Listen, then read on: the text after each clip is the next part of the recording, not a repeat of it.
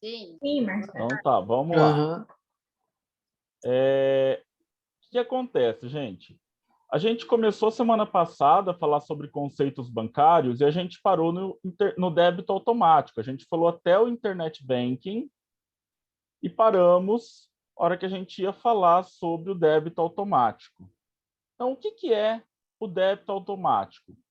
Ele é uma ferramenta que me permite fazer o quê?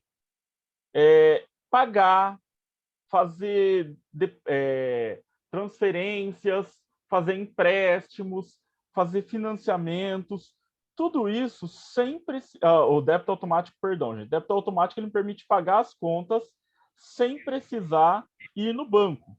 Né? Alguém aqui já usa débito automático? Para alguma coisa? Eu depois do mimo. Então, o que faz o débito automático? Qual que é a facilidade dele, gente? Você não precisa ficar preocupado com a data exata daquele vencimento. O que eu preciso só ter atenção? O que eu preciso ter o cuidado? Se tem saldo disponível naquela data, ou seja, se tem dinheiro na minha conta para pagar aquilo que vai vencer. Por quê? Se faltar 1 centavo, então eu tenho que pagar lá um boleto de R$ 100. E eu tenho na conta 99,99, ele não vai pagar, tá? Então eu preciso ter dinheiro na conta naquele momento, na hora em que eu vou fazer o pagamento.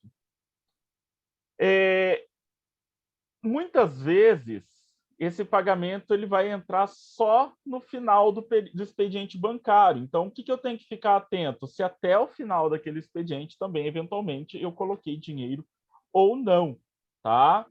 E de tempos em tempos, é bom que você verifique esses pagamentos para evitar qualquer surpresa, evitar, de repente, você ser pego aí de surpresa porque não tinha dinheiro na conta e não pagou, ou eventualmente teve um imprevisto na sua conta e não pôde ser feito o pagamento. Todos esses pagamentos de débito automático, assim como o Internet Banking, eles são controlados pelo SBP, que é o Sistema Brasileiro de Pagamentos. Então, o que ele faz? Ele determina, ele delimita normas e procedimentos de como vão ser feitas essas operações no modo eletrônico, né? Na forma de autoatendimento, né? O AA. O que acontece aqui, gente, que eu preciso levar em consideração, que eu preciso pensar sempre? Se existe um órgão padronizando isso, significa que não interessa se a minha conta é no Bradesco, se a da Francisca é do Itaú, se a da Dani é do Banco do Brasil, do Marcos é no Santander e da Valéria na Caixa, não interessa. A padronização significa que todos nós vamos ter as mesmas formas de fazer, tá? O que vai variar é você autorizar. Dependendo do banco, você precisa autorizar o computador ou o celular para poder fazer essas transações de casa, tá? Dependendo da sua conta, você também não pode ter acesso ao débito automático. Por exemplo, tem muitas contas poupança, que é aquela que eu falei semana passada, que é diferente da caderneta de poupança, que não permitem débito automático. Então, você não vai poder trabalhar com essa modalidade, não tem como. Tá? Vamos lá, gente. Quais as vantagens, então, de eu usar o débito automático? Primeiro, você evita pagar multa por atraso. Se você tiver dinheiro na conta, vai pagar. Evita você dar uma de Marcelo, né? O Marcelo já esqueceu de pagar a conta tendo dinheiro. Eu tinha dinheiro na conta, podia pagar, mas eu esqueci. Então, paguei multa à toa. Então, você evita isso. Se você gosta de papel, se o papel para você é uma coisa muito importante, você pode continuar recebendo as contas na sua casa. Você pode pôr débito de outra pessoa, né, como na sua conta. Por exemplo, o casal, Às vezes está a conta de, sei lá, telefone está no nome de uma pessoa do casal, internet, né? Mas vai colocar na conta do outro. Não tem problema. Para ele não faz diferença de quem é a conta, tá? E serve para qualquer tipo de conta, né? Qualquer conta que você tenha, você pode colocar no débito automático. Outra coisa aqui que nós ainda temos para finalizar os conceitos bancários são as diferenças entre taxas e tarifas. O que é isso, né? E qual que é a diferença entre taxa e tarifa?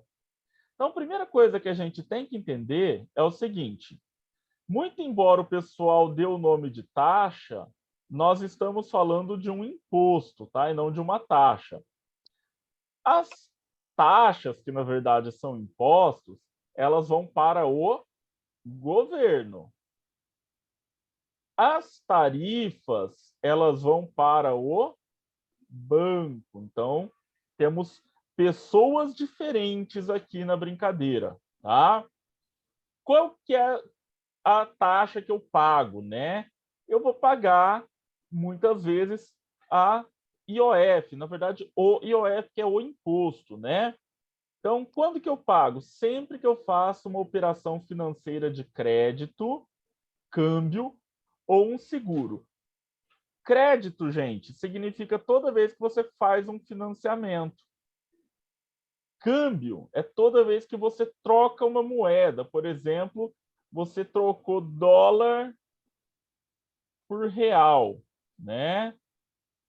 Ah, Marcelo, eu não vou, nunca vou trocar dólar por real, eu não pretendo, né?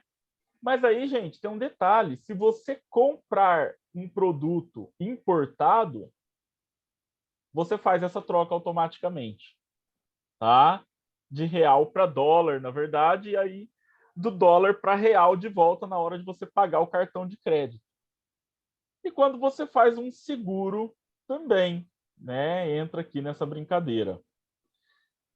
Temos, então, os fatos geradores são, no caso de uma ação, você pode comprar uma ação, transmitir, né, vender uma ação, resgatar, você também vai pagar IOF. O que mais? A operação de câmbio, igual eu falei, seguro, emissão ou pagamento de uma pólice de seguro, e quando você faz um crédito. Todas essas você vai pagar. Já as tarifas, gente, são valores que são cobrados pelo banco pelo serviço que ele presta para você. Então, o Marcos abriu uma conta lá, por exemplo, no, sei lá, qualquer banco que ele quiser. Esse banco, ele é um prestador de serviço. Para ele prestar um serviço para você, não é de graça, gente. Ele precisa ser remunerado por isso. Então, o fato de você ter a conta faz com que incidam as tarifas bancárias. Só tem um detalhe: essas tarifas, elas vão variar de banco para banco, cada banco é um valor, e elas vão variar também. Deixa eu só ver o que estão mandando no bate-papo aqui. Ok, Érica, sem problema. E, além disso, elas também variam de tipo de benefício que a conta te oferece. Então, por exemplo, se você tem uma conta bem básica que não te fornece quase nada, a tarifa dela é mais barata. Agora, se você tem muito dinheiro, né, daquele tipo de pessoa que tem conta lá no Itaú Personalité, Santander Van Gogh, Bradesco Prime, né? Esse pessoal, você vai pagar mais caro porque ele está te oferecendo mais coisas, né? Um exemplo que eu gosto muito de usar é do meu padrinho, que quando ele precisa resolver alguma coisa, o banco manda o gerente na casa dele, ao invés dele ter que ir no banco, né? Então, isso é o quê? É para mostrar um benefício a mais que ele tem. Só que ele também paga muito mais caro por isso, tá? Só que o Banco Central, Bacen é Banco Central, tá, gente? O Banco Central, ele regulamenta quais são os valores mínimos que podem ser cobrados. Normalmente, o valor mínimo está aqui, ó, na dona Caixa Econômica Federal. Tá? Ela costuma ser a mais barata nesse quesito. Alguma pergunta sobre os conceitos bancários?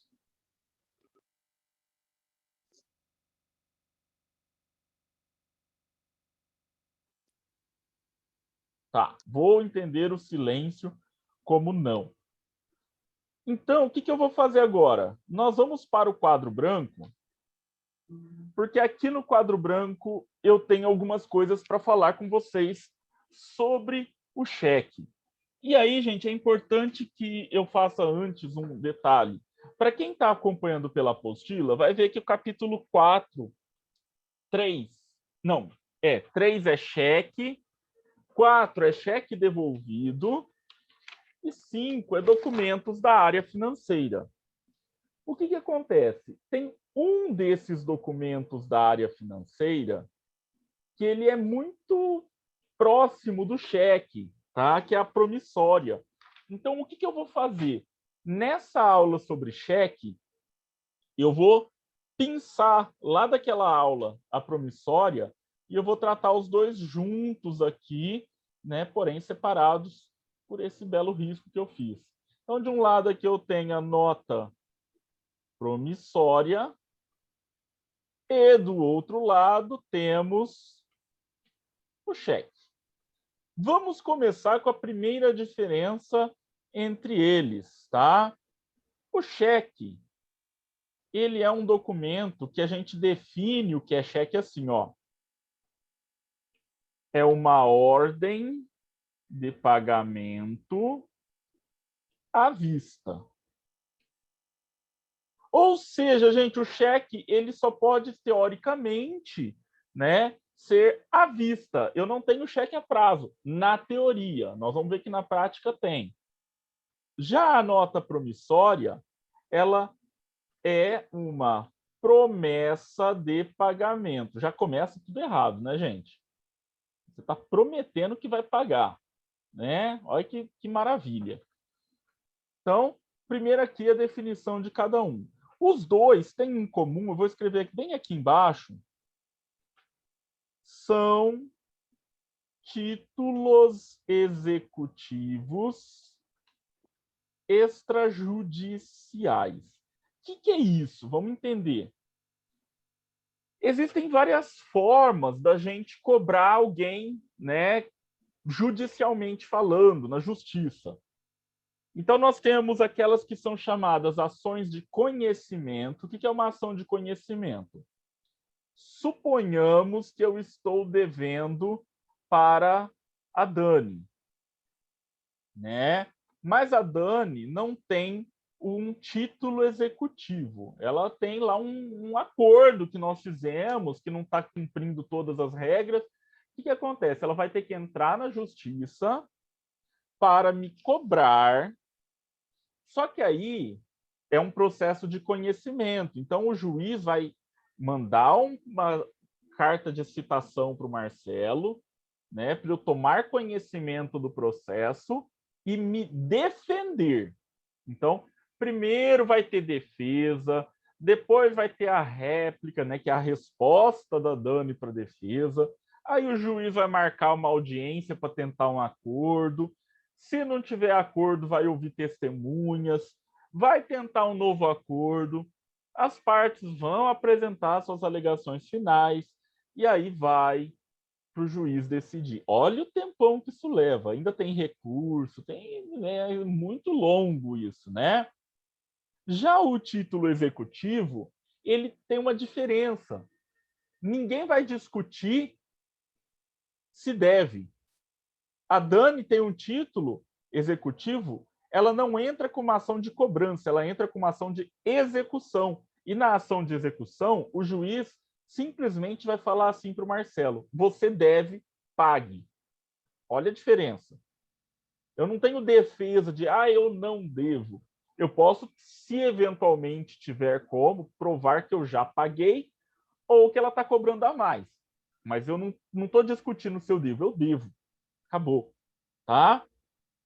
Significa, então, que esses dois documentos, a nota promissória e o cheque, eles agilizam um pouco, pelo menos, a maneira da empresa ou da pessoa poder receber o seu dinheiro ali de volta, certo? Ok. Os dois nasceram basicamente juntos, tá, gente? Lá pelo final, meio da Idade Média, começo ali do Renascimento. Nós estamos falando de mais ou menos 600, 700 anos atrás, mais ou menos. Faz tempo já, né? Tem chão aí. E os dois chegaram no Brasil praticamente juntos, tá? O cheque chegou um pouquinho antes, em 1850, e a promissória um pouquinho depois, por volta de 1870. Mas, o que acontece? No começo, o cheque era muito pouco utilizado. Por quê, gente? A promissória, ela é um documento que é firmado entre duas pessoas aqui, ó. Credor, quem tem que receber, e devedor. O cheque, ele é um documento firmado entre credor e devedor. Então, vamos pôr aqui, credor e devedor. Só que eu tenho aqui em cima, dando uma certa legitimidade para isso, dando um pouquinho mais de segurança para isso, o banco. Então, eu tenho um terceiro cara aqui, né? E aí essa relação funciona assim, ó. O devedor entrega para o credor a promissória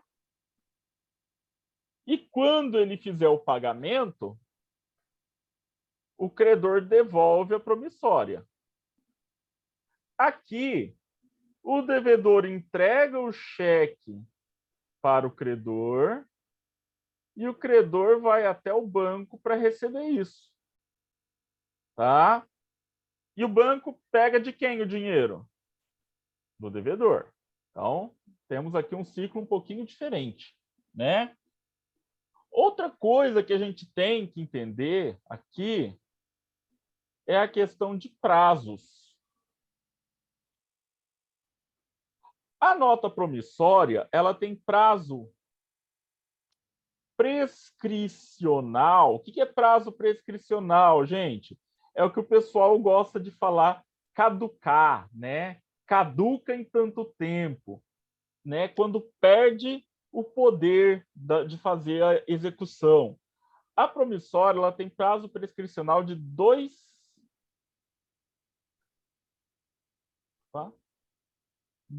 anos, ou seja, depois de 2 anos, ela perde o poder de ser executada.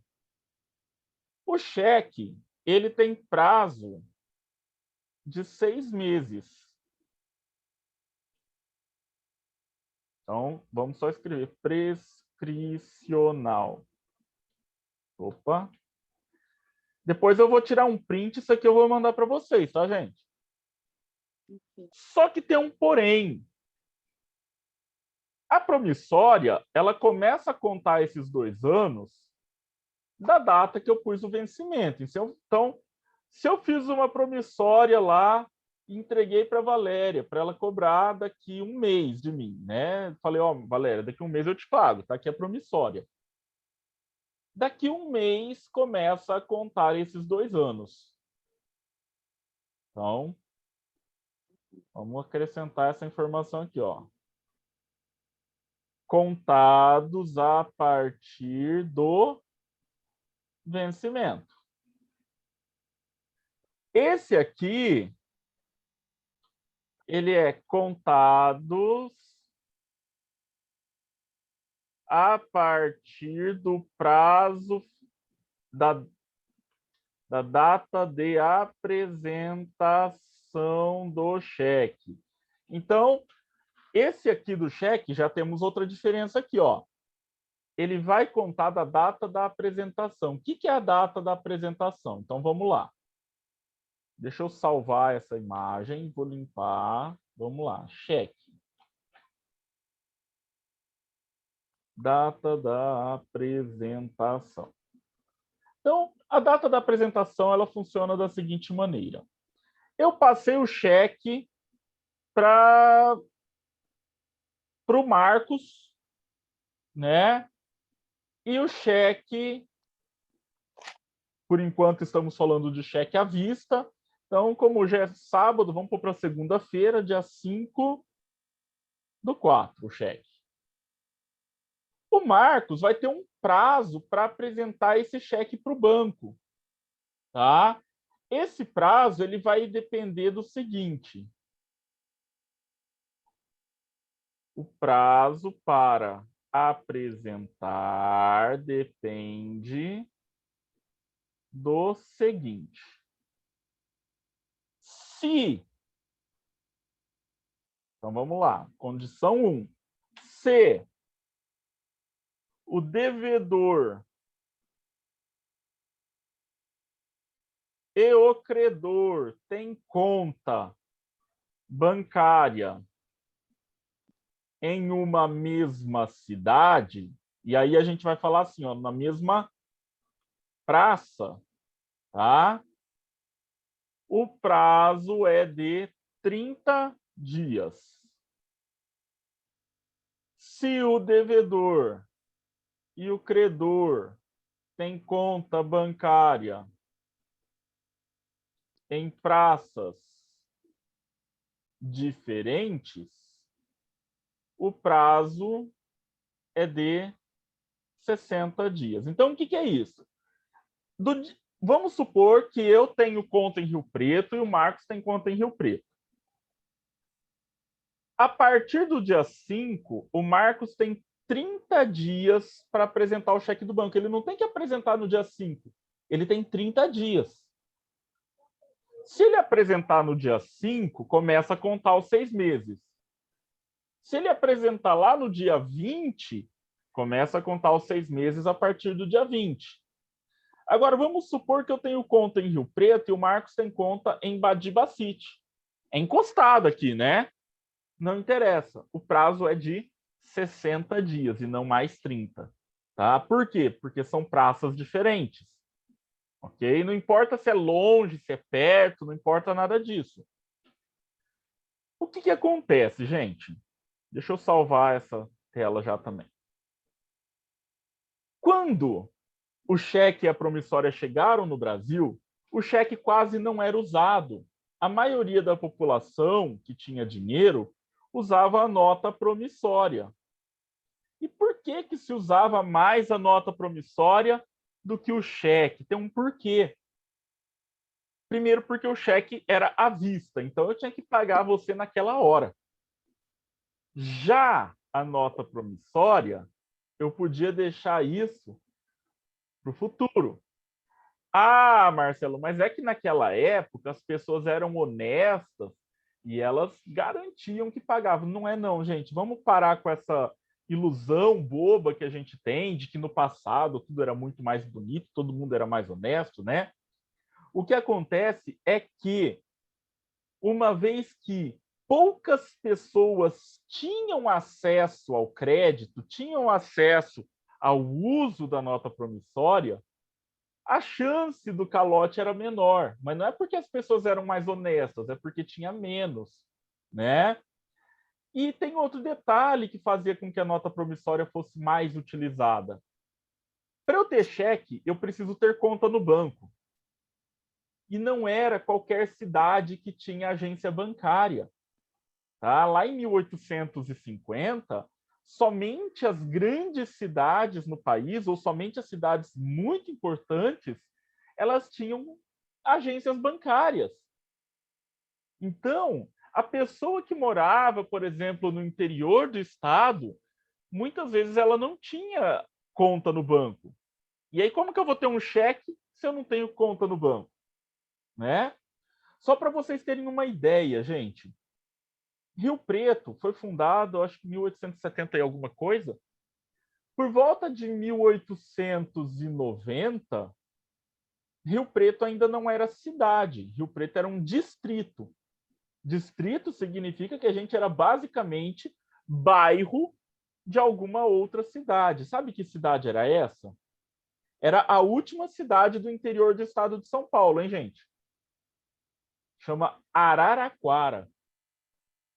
Vocês conseguem imaginar que a gente era um bairro pertencente a Araraquara, que está a 200 quilômetros daqui? Isso tornava muito pouco provável que alguém aqui em Rio Preto tivesse conta no banco. Então a pessoa precisava fazer pagar depois, ela ia fazer o quê? Uma nota promissória. Porém, depois da Segunda Guerra Mundial, com o aumento do crédito, igual nós falamos lá no Aprendiz, o número de pessoas com acesso à nota promissória cresceu demais. E aí o calote também cresceu demais. E aí os empresários falaram, pô, e se no lugar da promissória eu fizesse um cheque que a pessoa pode pagar no futuro? Pô, mas a lei falou que não pode. Não tem problema. A gente aceita. E aí, nesse a gente aceita, a gente vê depois, a gente resolve, nasceu o tal do cheque pré-datado, né? Que é aquele cheque que você faz para um período futuro. Só que, gente, primeira coisa que eu vou contar para vocês, o nome está errado, ele não chama pré-datado, tá? Ele chama cheque pós-datado, é o nome correto. Por quê? Porque ele tem uma data e ele tem uma data para ser cobrada após aquela data. Então, ele é pós-datado, tá? Mas, tranquilo, se chegar e falar para alguém cheque pós-datado, ninguém vai saber o que é. Então, pode ficar pré-datado mesmo, sem medo de ser feliz, ok? Outra coisa muito importante para falar aqui, né, sobre essa situação é o seguinte: a promissória, ela está morrendo, né? Basicamente, fora do Brasil quase não se usa mais, e no Brasil também pouquíssimos lugares que ainda usam promissória, porque nós criamos esse cheque aqui para substituí-la. Só que esse cara também está morrendo. O cheque está desaparecendo. Por quê? Porque eu preciso pagar pelas folhas de cheque. Se eu quero pagar à vista, eu vou passar o cartão de débito. E se eu quero a prazo, cartão de crédito. Para os lojistas, gente, isso aqui é muito melhor, apesar de eles reclamarem que tem que pagar a tarifa da maquininha e tal. Para o empresário, isso aqui é ótimo. Sabe por quê? Se eu passar um cheque para a Valéria à vista, ainda assim ela não tem garantia nenhuma que a hora que chegar no banco vai ter dinheiro na conta. Agora, se eu comprar lá na loja dela e passar meu cartão de crédito, se não tiver dinheiro na minha conta, o cartão nem passa. Então ela não precisa se preocupar. O cartão de crédito, né, eu passei agora para a Dani um cheque pré-datado para daqui a um mês. Ela não tem garantia nenhuma de que daqui a um mês vai ter dinheiro na minha conta. Porém, com o cartão de crédito, ela tem garantia de recebimento. E se eu não pagar o cartão, para ela não faz diferença. Ela recebe do mesmo jeito. O cartão que brigue com o Marcelo e se vire aí para receber dele, tá? Então, olha como que isso aqui passa uma segurança maior para o empresário do que esses dois caras aqui, ó. Agora, como que eu faço para preencher um cheque, para preencher uma nota promissória? Existem regras? Existem regras, né? Semana que vem nós vamos ver um pouquinho dessas regras, mas antes disso, deixa eu passar um outro conceitozinho nesse 1 minuto que a gente tem, que é o conceito do cheque, que ele pode ser depositado ou ele pode ser descontado, né? O que é isso? O depositado, ele vai ser transformado em dinheiro e colocado na sua conta. O descontado vira dinheiro na sua mão na hora. Então, o que eu vou fazer? Semana que vem eu vou retomar a partir daqui, né?